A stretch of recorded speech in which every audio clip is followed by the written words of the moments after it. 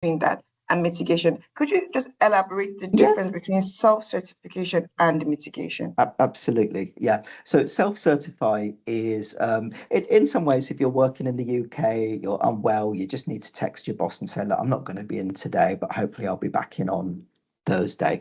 Your boss isn't going to ask you for a GP note or a hospital letter. So in essence, you are self-certifying. You're saying to your boss, or if you're contacting the university about an assignment, you're just saying, look, I'm not feeling very well at the moment. I just need a bit longer on my assessment. Now, if it's an assignment, we will look to award you a 7-day extension on that. And for the vast majority of students, that would be sufficient.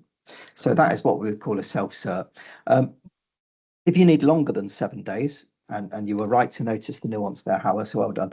If you need longer than 7 days, you will apply for mitigation with evidence. So some examples of that would be a GP letter, a hospital note. If you've had a bereavement, if you're religious, you might get something from your faith leader, so an imam, a pastor, reverend, father.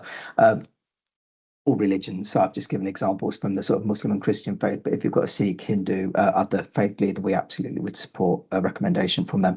Or if you're receiving any mental health support, so from your counsellor, mental health advisor, the parameter is as wide as it is deep. So as I said, even if you're doing a court case, a letter from the court service saying John's been called up to jury service, that would be classed as evidence. So that would be mitigation because it's likely that you're going to be impacted for longer than 7 days. So the mitigation is where you provide evidence and you need longer than just a short-term extension. Mitigation is that longer process where 7 days won't quite support you. And I would always encourage students to apply for mitigation if you know you can't hit the deadline because in fact, I know we're going to talk about it in a little more detail later, so perhaps I'll pause myself there and I'll pick it up at a later question. Okay, so 7 days for certification, how long do you get for mitigation then? So How if you're long is the extension? Yeah, the extension we can award up to 14 days. So self-cert 7 days, a mitigation up to 14 days. If you're doing a dissertation, we are allowed to award up to 56-day extension. So quite a long extension on your mitigation. The university is aware that sometimes, again, 14 days won't be sufficient. Students sometimes will have very complex personal circumstances or illnesses that just need longer.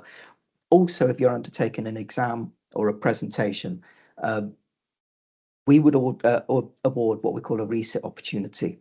Now, a resit opportunity, it's a fresh piece of work, so it's a new piece of work, and it will be done during the reassessment period. And I'm going to talk about, the undergraduate September start period here, but other assessment periods are out there as well. So if you're a September start student, your first assessment was due in, I don't know, say November, you're unable to sit it, you need more than 2 weeks, we would award what's called a resit, and that would get you a fresh piece of work and you would do it in April.